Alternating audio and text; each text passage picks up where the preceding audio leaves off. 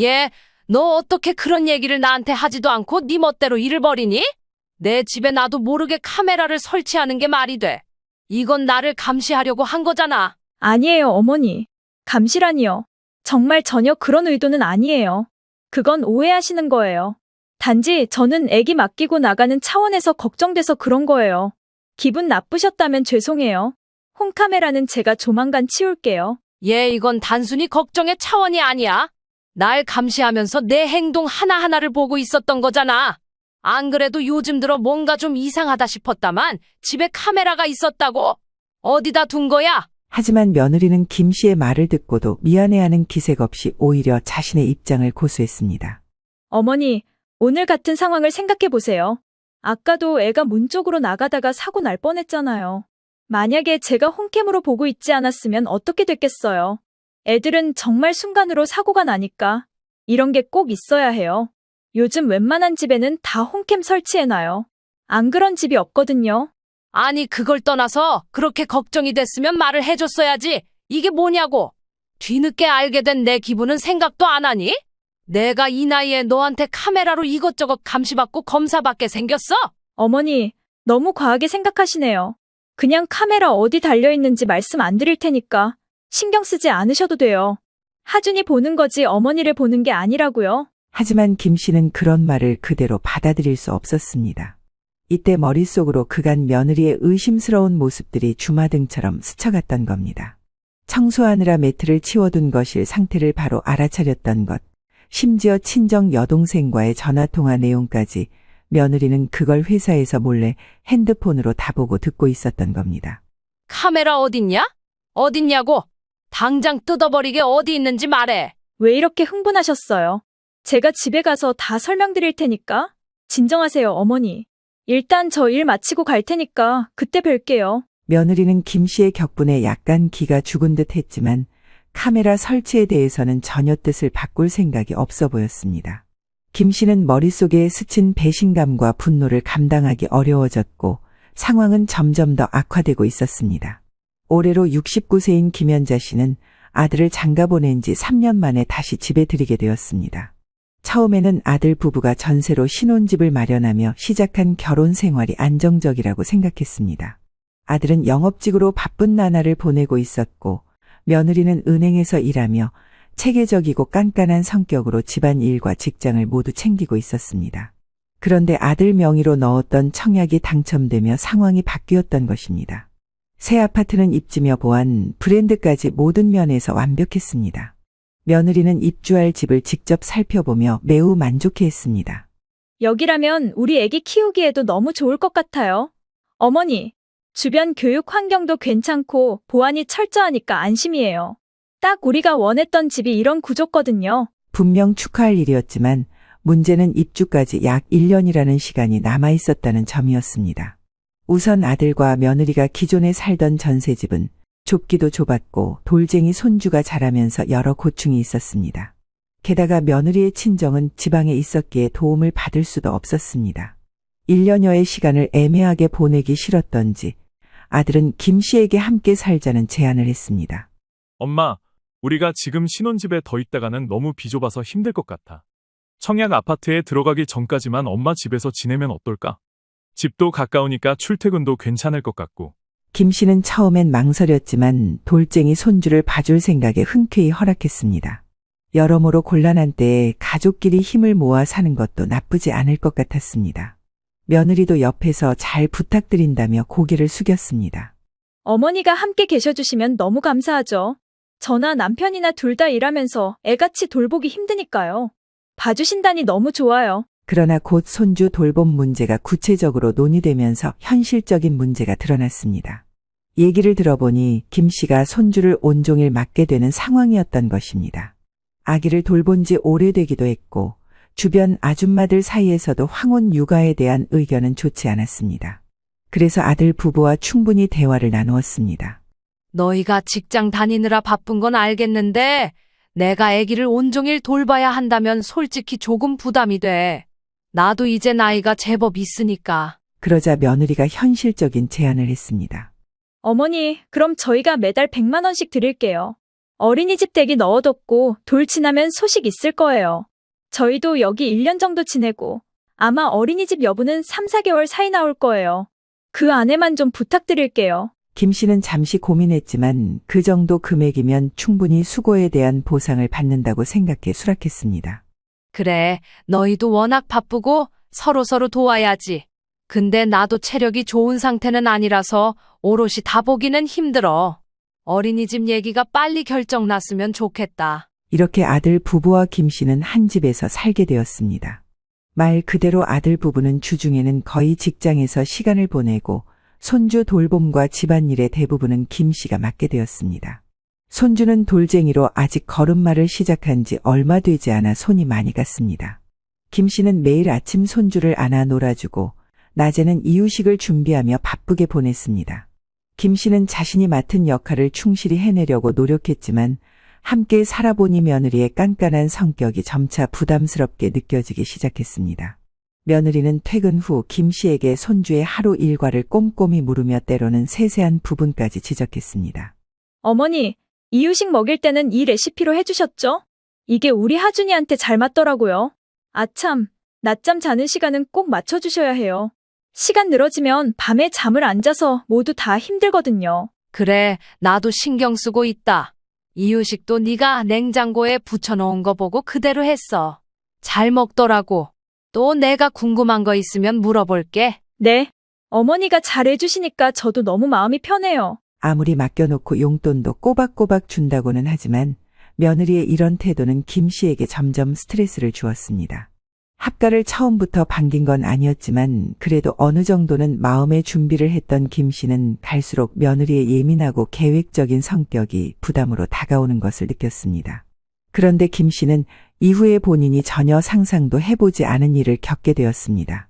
뉴스에서도 친한 아줌마들 사이에서도 들어본 적이 없는 상황을 다시 생각해보면 조금 소름 돋을 만한 일을 경험한 것입니다. 생각해보면 아무래도 그날부터 김 씨는 의심을 하게 되었던 것 같습니다.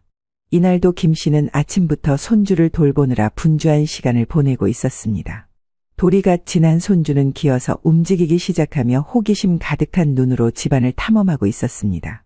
그러던 중 손주가 소파 쪽으로 기어가다가 미끄러져 다치는 일이 발생했습니다. 워낙 아이들은 순간이라고 하지만 정말 순식간에 일어난 일이었습니다. 김 씨는 깜짝 놀라 달려가 손주를 안고 확인했고 다행히 큰 상처는 아니었습니다. 그래도 혹시 몰라 며느리에게 전화를 걸어 상황을 설명했습니다. 애가 소파 쪽으로 가다가 미끄러졌는데 다행히 크게 다치진 않았어. 그래도 놀랬는지 좀 울더라. 얼굴에도 생채기 난 데는 없고 괜찮아. 그런데 이때 며느리의 반응이 평범하지 않았습니다. 어머니, 소파 밑에 안전매트 얼른 깔아주세요. 그거 없으면 더 크게 다칠 뻔했어요. 뭐? 안전매트? 잠깐만, 내가 다시 한번 보고 올게. 김 씨는 순간 멈칫했습니다. 사실 청소기를 돌리느라 잠시 안전매트를 치운 상태였고 확실히 소파 밑에는 바로 차가운 바닥이라 여기에 부딪혔으면 손주가 크게 다쳤을 것입니다. 알겠다고 고개를 끄덕거리면서도 김 씨는 뭔가 이상하다는 생각이 들었습니다. 지금 소파 밑에 안전매트가 치워져 있는 상태를 며느리가 어떻게 알았는지 이해가 안 됐던 겁니다. 하지만 평소 김 씨가 집안을 청소하는 습관을 알기 때문에 며느리가 추측했을 것이라 생각했습니다. 아, 그래. 청소하면서 잠깐 매트를 치웠었는데 네 말이 맞다. 다음부터는 더 신경 써야겠구나. 얼른 깔아놔야겠다. 김 씨는 그렇게 말하며 통화를 마무리했지만 마음 한구석에는 이상한 기분이 들었습니다. 그런데 이렇게 받아들이고 나서 며칠 뒤 늦은 시간 퇴근한 며느리는 대뜸 김 씨에게 이런 말을 건넸습니다. 어머니, 아기가 아무리 낮잠을 자고 있어도 TV를 오래 켜놓고 보시면 안 좋아요. 애가 눈으로 보고 있지 않아도 전자파가 다 통하거든요. 방에 뉘어놓고 나와서 보시던지 같이 계신 장소에서는 안 보시는 게 좋을 것 같아요. 김 씨는 이번에도 멈칫했고 한편으로는 다소 무안하기도 했습니다. 내가 뭐 TV를 얼마나 본다고. 애 자는 동안 잠깐 드라마 몇 편 본 것뿐인데. 아니요, 어머니 드라마 좋아하시잖아요. 한번 보시면 길게 2~3시간씩 보시니까 드리는 말씀이에요. 어머니 눈에도 안 좋고요. 요즘 눈도 뻐근하다고 하시지 않으셨어요? 아무튼 애기 있을 때는 조금 신경 써주세요. 김 씨는 이번에도 묘한 기분을 떨칠 수 없었습니다. 자신이 TV를 얼마나 보는지 그리고 드라마를 자주 본다는 사실을 며느리가 대강 알고 있긴 했지만 일단 지적받는 자체가 기분이 별로였습니다. 게다가 낮 시간에 손주를 재워두고 TV를 본다고 딱히 말한 적도 없는데 넘겨짚는 며느리의 말투도 조금 기분이 나빴습니다. 그런데 시간이 지날수록 이것이 단순한 잔소리랑은 느낌이 다르다는 생각이 들었습니다. 가령 손주가 낮잠을 잘 때 방 안에 공기청정기를 껐는지 묻거나 주방에 서서 이유식을 만들 때 그 주변에 놓인 물건의 위치를 언급할 때도 마치 그 장면을 직접 보고 있는 것처럼 구체적이었습니다. 어머니, 애기 있을 때에는 주방 가득 꼭 쳐주세요. 얘 이제 잘 기어다녀서 그 안으로 들어가잖아요. 김 씨는 며느리의 이런 태도에 점점 더 스트레스를 받기 시작했습니다. 내가 왜 이렇게 감시받는 기분이지? 외려 내가 며느리한테 시집살이를 당하는 꼴이네 이거. 김 씨는 하루 종일 손주를 따라다니며 넘어지지 않게 붙잡아주고 이유식도 챙기며 아들 부부 둘 중 한 사람이 퇴근할 때까지 고단한 시간들을 보냈습니다. 이미 힘들 것을 알고 있었지만 그럼에도 며느리가 부탁한 만큼 최선을 다하려고 노력하고 있었습니다. 그날 오후 김 씨는 잠시 한숨 돌리며 친정 여동생과 통화를 했습니다. 아이고, 나 정말 힘들다. 애 보는 것도 보통 일이 아닌데 요즘 며느리들은 왜 그렇게 하나부터 열까지 칼같이 재는지 몰라. 뭐만 했다 하면 안 돼요 어머님, 저거 안 돼요 어머님, 아주 자꾸 잔소리를 하니까 더 힘들어. 그거 봐, 언니. 내가 함부로 손주 봐주고 그러지 말랬잖아. 언니네 집도 자기들이 필요해서 들어와 놓고 애까지 맡기고 진짜 힘들겠다? 며느리가 뭐라고 잔소리를 하는데 그래? 그냥 지금 말한 거랑 똑같아. 그래도 그렇지. 내가 애 키울 때랑 얘네가 애 키울 때랑 참 달라. 우리 세대 너무 피곤한 것 같지 않니? 우리가 며느리일 땐 시어머니한테 시달리고 나이 먹어서는 며느리한테 시달리고 말이야. 얼른 시간이 가길 기다려야지 뭐. 하준이도 돌 지나면 좀 더 돌보기 쉬워질 거야. 김 씨는 잠시 마음의 위안을 얻었고 여동생에게 이렇게 털어놓은 것으로 좀 편히 넘기려고 했습니다. 그런데 그날 저녁 이상한 일이 벌어졌습니다. 며느리가 퇴근 후 집에 돌아오더니 김 씨가 좋아하는 떡집에서 떡을 잔뜩 사갖고 들어온 것입니다. 어머니 좋아하시는 떡집에서 사왔어요. 간식 좀 드세요. 어머, 이게 다 뭐니? 마침 단 건 먹고 싶었는데 너무 좋다. 고마워. 잘 먹을게. 김 씨의 얼굴은 순식간에 밝아졌고 떡이 담긴 접시를 뜯어 한 개를 먹어보려던 차였습니다. 그런데 이때 며느리가 등 뒤에 대고 하는 말이 김 씨의 귀에 확 꽂혔습니다. 우리 어머니, 육아 스트레스가 상당하신 것 같아서요. 시집살이 당한다고 생각하시면 안 되니까 제가 달래드리려고 이렇게 간식 사들고 왔죠. 며느리의 말에 김 씨는 순간 멍해졌습니다. 목소리는 부드러웠지만 어딘가 비꼬는 듯한 뉘앙스가 느껴졌던 것입니다. 괜히 제발 저린다고 김 씨는 흘끔 며느리를 쳐다봤습니다. 김 씨는 곧바로 물었습니다. 그게 무슨 말이야? 시집살이? 내가 너한테 그런 말을 했었니? 하지만 며느리는 어깨를 으쓱하며 태연하게 대답했습니다. 아니요, 그냥 제가 가끔 잔소리를 하는 건가 싶어서요. 어머니께서 힘드실까봐 그러죠. 불편하시면 참지 마시고 저한테 꼭 얘기해 주셔야 해요, 어머니. 며느리의 대답은 어딘가 아리송한 것이 김 씨를 무척 헷갈리게 만들었습니다. 하지만 이렇다 쉽게 확신이 있지는 않았고 그저 마음이 찜찜하기만 했습니다. 전부터도 그저 며느리가 예민하고 따지길 좋아한다고 생각했지만 이 일까지 겪고 나니 괜한 생각까지 들었던 것입니다. 혹시 어디서 날 지켜보고 있기라도 한 건가? 아니지, 말도 안 되는 얘기지. 나도 참. 하여간 빨리 손주가 커서 쟤네들도 나가고 나도 숨 좀 돌리고 사는 수밖에 없겠네. 그렇게 생각하며 하루를 마무리했고 실제로 며느리도 그 이후로는 딱히 간섭하거나 육아에 대해서 별말을 하지 않았습니다. 그러니 김 씨도 자연스럽게 이 일들을 잊어가고 있던 차에 그 사건이 터지게 된 것입니다. 이제 슬슬 걷기 시작하고 뭔가를 잡고 때도 많아진 손주였기에 김 씨는 혹시라도 다칠까봐 항상 조심하고 있었습니다. 그러던 중 손주가 문 쪽으로 향하고 있었고 김 씨는 끓고 있는 이유식 냄비를 보며 불을 끄려던 참이었습니다. 그런데 갑자기 공중에서 이상한 소리가 들려왔습니다. 어머니! 저기, 하준이 좀 잡으세요.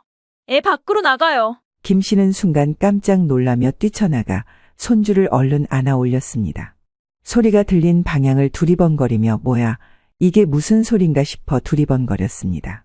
우선 급히 문 쪽으로 가서 혹시라도 손주가 빠져나갈 만한 틈이 있었는지 살폈지만 모든 것이 이상 없이 잘 닫혀 있었습니다.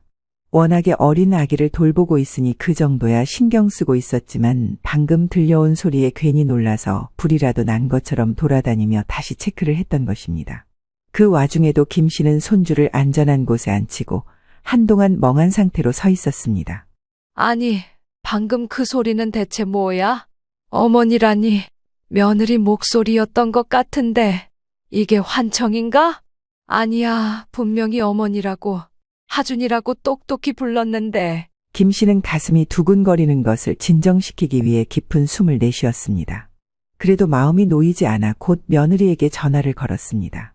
너 지금 어디야? 혹시 집에 있었니?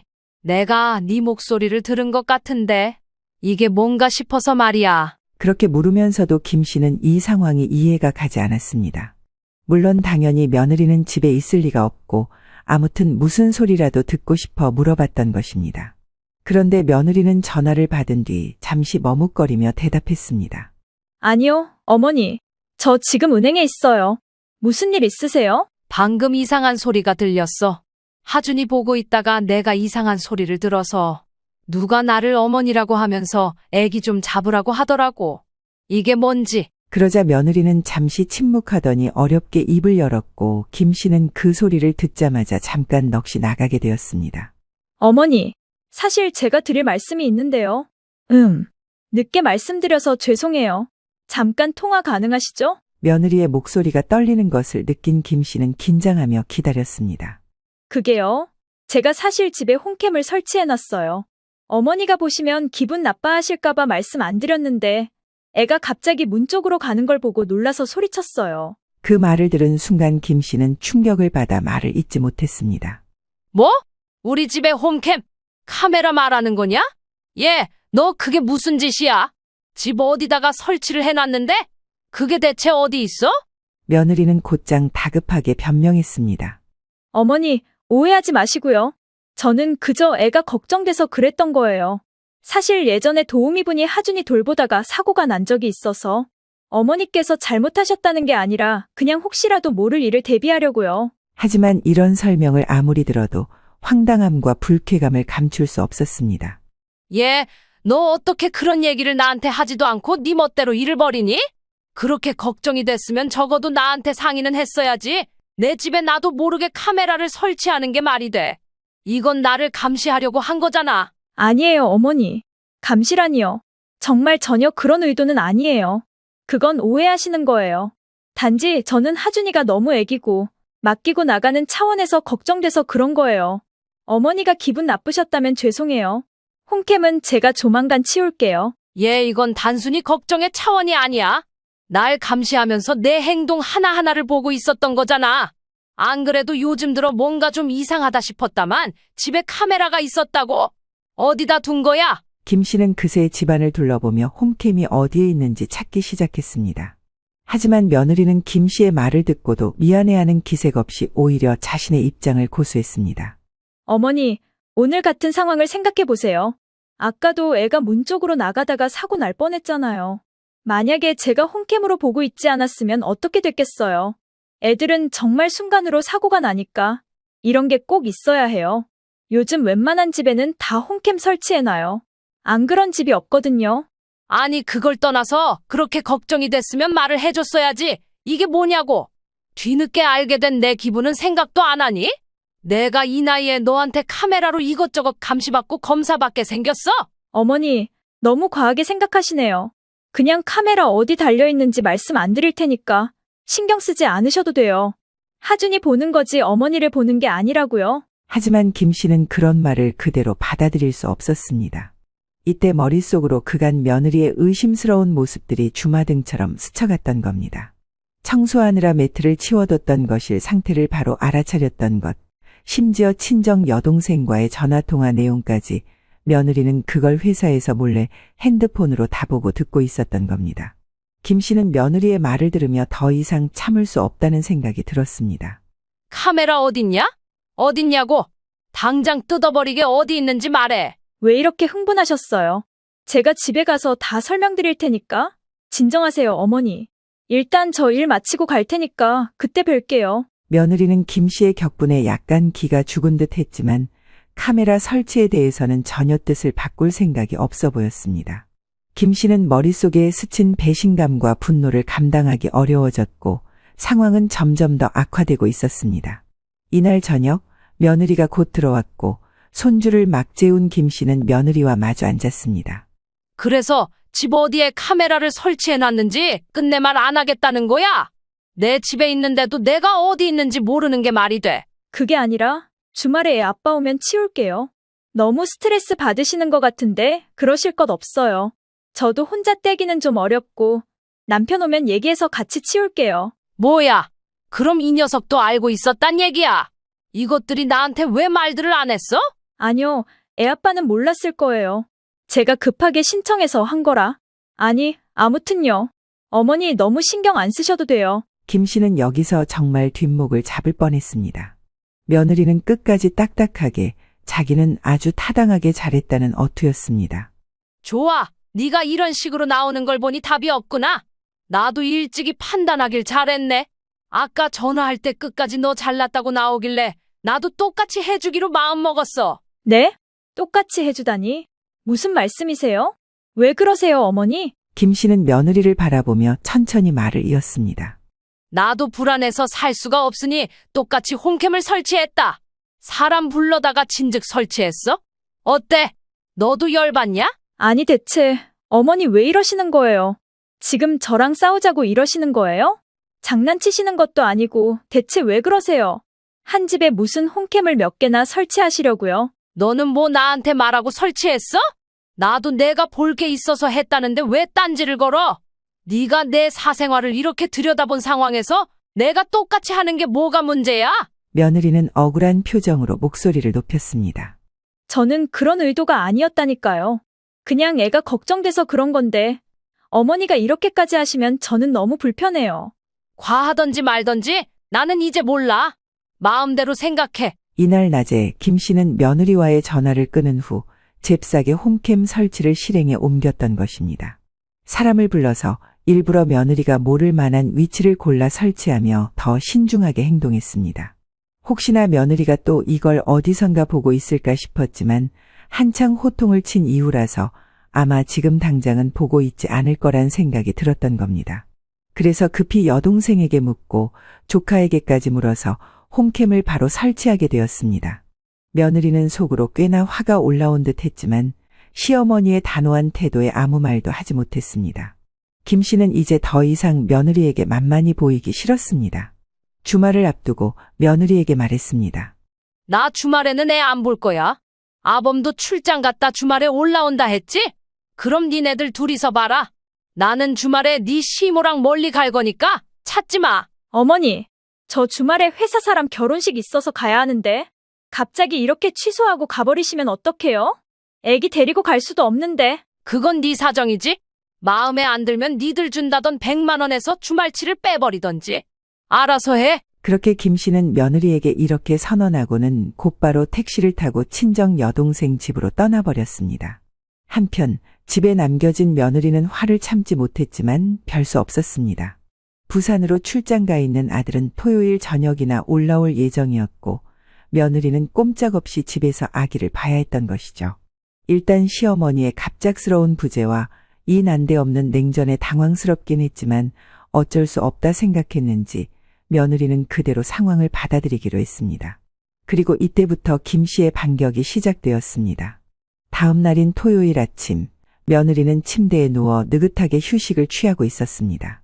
간만에 아기가 곤히 잠들어 있었고 며느리도 그간의 피로가 풀리지 않아 침대에서 벗어나지 못하고 있었습니다. 그러나 평화는 오래가지 않았고 곧이어 날카로운 소리를 내며 깨지게 되었는데요. 정확히 아침 7시 반 거실에는 며느리의 시어머니인 김 씨의 목소리가 집안 가득 쩌렁쩌렁 울려 퍼졌습니다. 천장 어디선가, 마치 어디선가 보고 있는 듯한, 물속에 있는 듯한 질감으로 크게 퍼져나왔습니다. 싱크대에 그릇 왜 안 치우냐? 시켜 먹은 게 그대로 있네. 빨리 물 부어서 불려놔라. 부엌거리 이게 뭐야? 며느리는 깜짝 놀랐고 벌떡 침대에서 일어나 그대로 앉았습니다. 이것은 환청이 아니었고 누가 봐도 거실 쪽에서 쩌렁쩌렁 울려 퍼지는 김 씨의 목소리가 너무도 선명했습니다. 심지어 지금도 울리고 있었습니다. 애기 잔다고 누워만 있지 말고 집 좀 치워라. 이 집에 너 혼자 살아? 내 집이기도 하다고. 당장 그릇들도 치우고 청소기도 돌려. 멍하니 듣고 있었던 며느리는 놀람과 동시에 이것이 곧 불편함과 분노로 바뀌었습니다.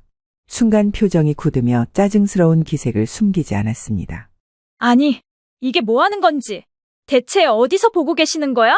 며느리는 잔뜩 굳은 얼굴로 자리에서 일어나려고 하지 않았지만 시어머니 김 씨가 거실 어딘가에 홈캠을 설치해 둔 건지 안방에서 아직 거실로 안 나오는 며느리를 찾고 있었습니다.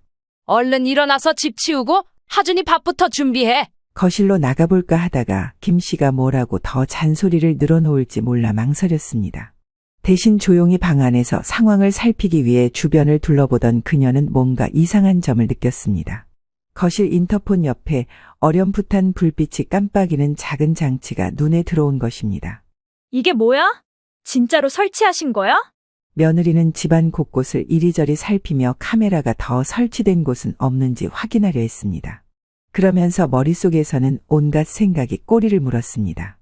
동시에 벽과 천장을 번갈아 쳐다보며 집안 구석구석을 살피기 시작했습니다. 그러면서도 카메라에 잡히지 않도록 몸을 숨기는 모습은 우스꽝스럽기까지 했습니다. 그 와중에 며느리는 점점 더 불안하고 불쾌해졌습니다.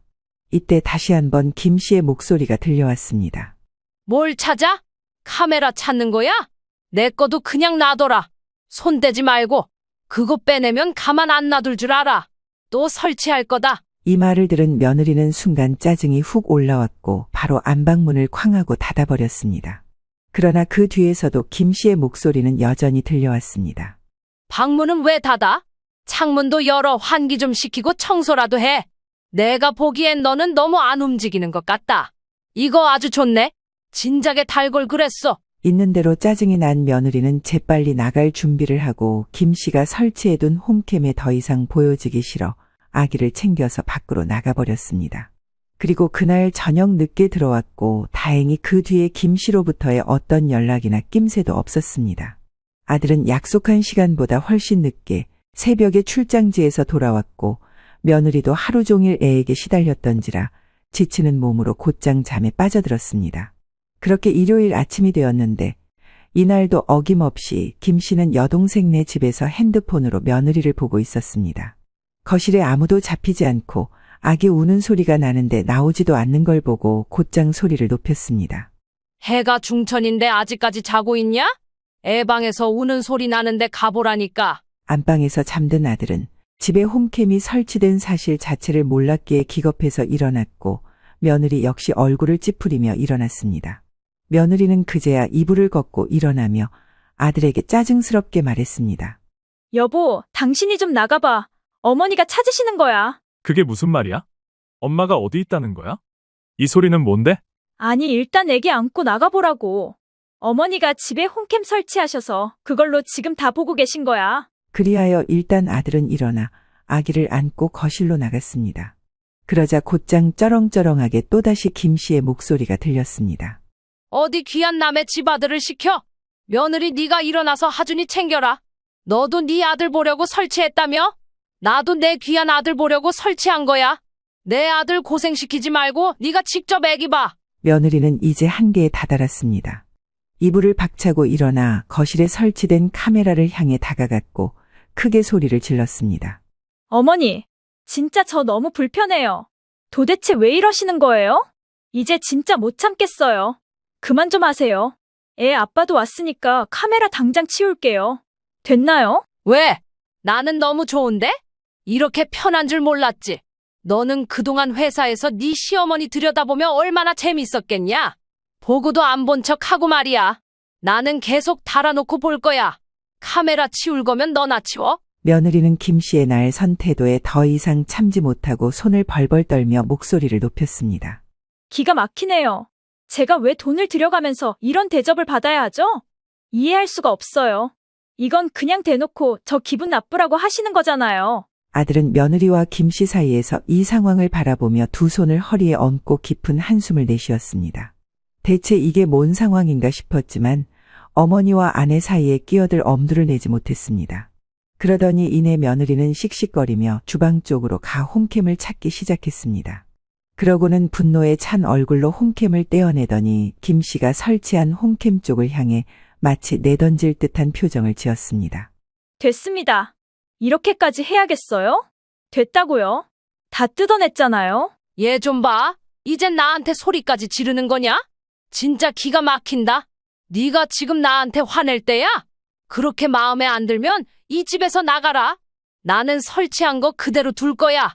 내가 들여다보는 거 싫어도 어쩔 수 없어. 이 말에 며느리는 더 이상 말을 잇지 못한 채 부르르 떨더니 곧장 안방으로 들어갔습니다. 안방에서는 우당탕탕 소리가 났고 그 사이에 며느리는 자신의 물건을 가방에 쑤셔넣고 나왔습니다. 거기에 아기띠까지 하고 나와서는 빽 하고 소리를 질렀습니다. 나 친정으로 갈 거야. 우리 엄마한테 갈 거라고. 당신은 계속 이 집에서 저 카메라랑 같이 살아. 그렇게 소리를 질러놓고 곧장 손주와 함께 며느리는 나가버렸습니다. 아들은 현관문이 닫히는 소리를 들으며 어벙벙한 얼굴로 김 씨에게 전화를 걸었습니다. 엄마, 이게 대체 뭐예요? 이 상황이 왜 이렇게 된 거냐고요? 너 몰랐나 본데 지금 네가 보고 있는 그대로야. 니들 이 집에 와서 내가 하준이 봐주는 몇 달 동안 하준이 엄마가 집에 카메라를 설치해놨더라. 그래놓고 내가 하준이 돌보는 걸 하나하나 다 보고 있었어. 이게 말이 되냐? 나는 이제 제가 무섭다 못해 치가 떨려. 그게 말이 되는 얘기예요? 나한테 말 한마디 한 적이 없는데. 뭘 모르는 것처럼 얘기해. 아까 네 앞에서 카메라 뗐잖아. 그걸로 나를 들여다보고 있었더라고. 걔 이 집에 돌아올 생각하지 말라고 해. 친정 가 있던지 뭐라던지 이 집에는 발도 들이지 말라고 해. 실제로 며느리는 손주를 데리고 친정으로 간 이후로 돌아오지 않았습니다. 김 씨는 곧장 집으로 왔고 아들은 여러모로 속이 답답해졌습니다. 참다 못한 아들은 며느리에게 전화를 걸었고 이 상황에 대해 이야기하려 했습니다. 몇 번의 신호음 끝에 며느리가 전화를 받았습니다. 뭐야? 왜 전화했어? 내가 친정 넘어간 날 찾지도 않더만. 어머니가 시켜서 전화한 거야? 여보, 당신 도대체 왜 이러는 거야? 엄마 집에 몰래 홈캠을 설치한 것도 모자라서 이렇게 애 데리고 집을 나가버리는 게 말이 되냐고. 내가 괜히 나갔어? 어머니가 아주 작정하고 나를 쪼아대셨잖아. 기가 막혀. 아주 신세대 시집살이를 시키시더라. 내가 어머니 기분 나쁘라고 카메라 설치했겠어? 나 이번 일 안 참을 거야. 그냥 못 넘어간다고. 어머니한테 사과받을 거야. 당신 뭔가 잘못 생각하는 것 같아. 사과는 당신이 먼저 했어야지. 여긴 엄마 집인데 당신이 엄마한테 동의도 얻지 않고 몰래 설치했잖아. 엄마가 똑같이 설치해서 당신한테 뭐라고 한 게 그렇게 기분이 나빠? 역으로 당해보니까 이제 알 거 아니냐고. 그러나 며느리는 전혀 물러서지 않았습니다. 어머니가 하는 건 감시야. 나는 어디까지나 하준이의 안전을 위해서 그렇게 한 거고, 어머니는 오로지 나만 가리키면서 이래라 저래라 했다고. 그게 어떻게 똑같아? 당신은 아직도 그게 구분이 안 돼. 그럼 당신은 이게 문제 해결이라고 생각해? 애기 생각은 안 해? 애 옷도 얼마 안 갖고 나가서 애는 애대로 고생시키고 지금 뭐 하자는 거냐고. 됐고, 나는 여기서 안 갈 거야. 엄마네서 이대로 애 맡기고 출퇴근할 거고, 아파트 들어갈 때쯤 보던지. 아들은 이쯤 되니 점점 화가 났고 무거운 목소리로 물었습니다. 그럼 어떻게 하자는 거야? 부부가 따로 떨어져 있자고? 그러다가 같이 나란히 청약된 아파트 들어가는 것도 웃기지 않아? 그럼 나는 그 기간 동안 하준이를 못 봐? 며느리는 순간 망설였지만 이내 단호한 목소리로 대답했습니다. 난 이제 당신 엄마랑 이제 끝이야. 나 저 사람 얼굴 보는 것도 싫고 당신이 알아서 중간에서 다 끊어. 이 근처 내려와서 원룸이라도 어떤지. 아들은 충격에 빠졌습니다. 지금 말 다 했어? 우리 엄마 보고 저 사람이라고? 와, 어떻게 말을 그렇게 하냐? 뭐? 그쪽 가서 원룸이라도 얻으라고? 그래, 나 당신 엄마한테 오만정이 다 떨어졌어. 내가 애지간한 결심하고 내려온 줄 알아? 은행도 한참 멀어졌고 독하게 마음먹고 온 거야. 당신도 그 정도 강단 없으면 나한테 전화하지 마. 아니면 진짜 말 그대로 1년간 얼굴 보지 말고 살던가. 아들은 한참 말없이 있다가 이내 굳게 결심한 얼굴로 입을 열었습니다. 좋아. 그럼 어쩔 수 없네. 우리 엄마한테 정이 떨어졌다는데 어떻게 하겠어. 그럼 당신이랑 나는 정리하고 애에 대해서는 다시 얘기해야겠네. 이 말에 며느리는 깜짝 놀라며 목소리를 높였습니다. 뭐? 뭘 정리해? 뭘 어떻게 정리하고 애에 대한 얘기를 하자는 거야? 당신이 지금 그렇게 얘기를 끌어가고 있잖아. 이혼하자는 거 아니야? 부부가 떨어져서 그렇게 오래 있는 게 무슨 의미가 있어? 청약 아파트? 웃기는 얘기지. 아니, 지금 그 아파트 될 때까지 얼마나 힘을 썼는데 지금 제정신이야? 당신이 하는 말은 제정신이고? 하나부터 열까지 제대로 된 게 없는데 지금 아파트밖에 눈에 안 보여? 나도 당신한테 오만정 떨어졌어. 그니까 이혼으로 넘어가자고. 그리고 혹시나 해서 말해두겠는데 하준이 내가 키울 거야. 당신 같은 사람한테 안 맡길 거야. 미쳤나 봐. 얘기가 왜 그렇게 되냐고. 누가 당신한테 하준이 준대? 와, 얘기를 어떻게 이렇게 끌어가? 왜 아빠가 애 키우지 말란 법 있어? 처음부터 말도 안 되는 짓을 벌인 건 전부 당신이야. 남의 엄마 멋대로 홈캠으로 감시해놓고 어른한테 사과 한마디도 없고 그거 똑같이 고작 이틀 당해놓고 이 난리를 벌였어? 당신 같은 사람이랑 좋은 아파트 들어가서 살면 뭐해? 평생 나는 눈치 보면서 우리 엄마도 제대로 못 보고 살아야 되는데. 며느리는 당황한 기색을 감추지 못하며 흔들리는 목소리로 대답했습니다. 아니, 그건 좀. 내가 무슨 잘못이 있다고 이렇게 나오는 거야? 길게 얘기할 거 없어. 시간 낭비하지 말자. 할 말 있으면 각자 법적으로 해결하자고. 아들은 완전히 마음을 굳혔고 이 일에 대해서 김 씨에게 상의를 했습니다. 손주를 데리고 나간 며느리가 아무런 연락도 없는 것을 보고 대강 짐작은 했지만 생각 외로 며느리의 반응은 오만불손하고 괘씸했습니다. 며느리 역시 처음에는 친정으로 돌아간 본인의 선택이 옳았다고 생각했습니다. 이후 아들의 반응으로도 알 수 있듯이 계속 세게 나오던 며느리는 점점 궁지에 몰리게 되었습니다. 아들과 김 씨가 홈캠 설치와 관련된 법적 대응에 나서면서 모든 것이 며느리에게 불리하게 돌아갔기 때문입니다. 적당히 하면 좋았을 것을 이혼이다 뭐다 손주도 자기가 데리고 있고 보여주지 않겠다며 막무가내로 나왔던 덕에 김 씨와 아들은 더더욱 날을 세우고 법적 준비를 거치게 되었습니다. 김 씨는 며느리가 몰래 홈캠 설치한 행위를 주거침해와 사생활 침해로 보고 변호사를 통해 소송을 제기했습니다.